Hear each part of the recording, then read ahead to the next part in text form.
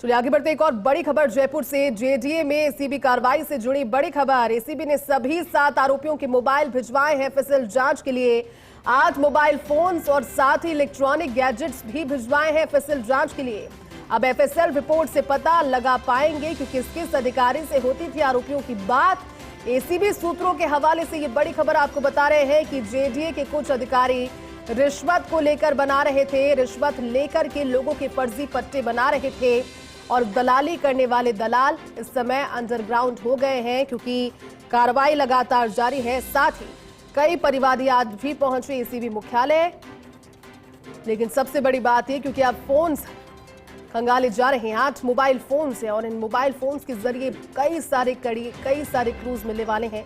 FSL जांच में 8 mobile phones और इलेक्ट्रॉनिक गैजेट्स, जिसमें लैपटॉप्स हो सकते हैं, कंप्यूटर सिस्टम हो सकता है, टैबलेट्स हो सकते हैं और साथ ही साथ ई गैजेट्स, जो कि बताएंगे कि आखिरकार किस किस के साथ में कांटेक्ट में थे और रिश्वतखोरी का ये खेल कहां तक फैला था। ज्यादा जानकारी के साथ सहयोगी नवीन जुड़ गए हैं। नवीन, क्या पूरी जानकारी, क्योंकि 7 के मोबाइल फोन्स और साथ इलेक्ट्रॉनिक गैजेट्स अब एफएसएल के लिए भिजवाए गए हैं। वहां पर इन्वेस्टिगेट होगा और इन्वेस्टिगेट होने के बाद में कहीं ना कहीं कई सारे क्लूज मिलेंगे, क्योंकि मोबाइल में कई राज होते हैं। नवीन, देखिए, बिल्कुल जिस तरह से एसीबी ने कार्रवाई की थी जेडीए के अंदर तहसीलदार जेएन पटवारी समेत 6 अधिकारियों और एक दलालों को एसीबी ने गिरफ्तार किया था। जिनकी मुश्किलें लगातार बढ़ती जा रही है और अब एसीबी ने इनके सभी जो मोबाइल हैं वो एफएसएल जांच के लिए भेज दिए हैं। अब एफएसएल जांच में ये पता लगेगा इनकी व्हाट्सएप चैट किस किस से होती थी, व्हाट्सएप चैट के अलावा, और ये भी पता लगाएगी एसीबी टीम किन किन अधिकारियों से और क्या क्या इनके संबंध रहते थे, किस तरह से रिश्वत का लेन देन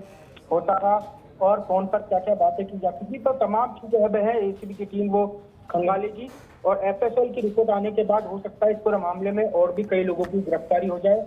वहीं आज भी कई परिवादी एसीबी के पास पहुंचे, उन्होंने शिकायत दर्ज कराई कि हमारा पट्टा पिछले 3 सालों से अटका हुआ है। हमारा किसी ने बोला कि हमारा 6 साल से अटका हुआ है और रिश्वत की डिमांड हमसे लगातार की जा रही थी, लेकिन हम वो पैसा नहीं दे पाए क्योंकि हमारे पास पैसे नहीं थे। तो अब एसीबी कहीं ना कहीं उनकी भी शिकायत दर्ज कर रही है। शिकायत दर्ज करने के बाद इनके खिलाफ एक मजबूत केस बनेगा और मजबूत केस बनाने के बाद में अगर एसीबी को लगेगा तो उस पूरे मामले के अंदर और भी कई लोगों की गिरफ्तारियां हो सकती हैं। फिलहाल एसीबी ने उस दिन 7 लोगों को गिरफ्तार किया था और अब एसीबी की टीम एफएसएल की रिपोर्ट आने का इंतजार करेगी और उसके बाद में एसीबी ने, आपको बता दूं, 43 फाइलों को भी जब्त किया था जेडीए से और उनके पट्टे अटके हुए थे।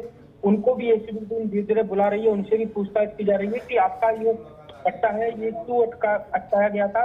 तो हो सकता है उनसे भी रिश्वत की डिमांड की गई हो, लेकिन फिलहाल अब एसीबी इस पूरे मामले में लगी हुई है। एसीबी के एडिशनल एसपी हिमांशु कुलदीप है, वो इस पूरे मामले की जांच कर रहे हैं। एसीबी के डीजी डॉक्टर रवि प्रकाश मेहरा है, वो इस पूरे मामले के अंदर पल की अपडेट ले रहे हैं। जी बिल्कुल नवीन, और उम्मीद करते हैं क्योंकि जहां तक रिश्वत का खेल फैला हो वहां से भी सभी की गिरफ्तारी हो और कहीं ना कहीं जो लंबित प्रकरण है उनका भी निस्तारण हो। शुक्रिया इस जानकारी के लिए।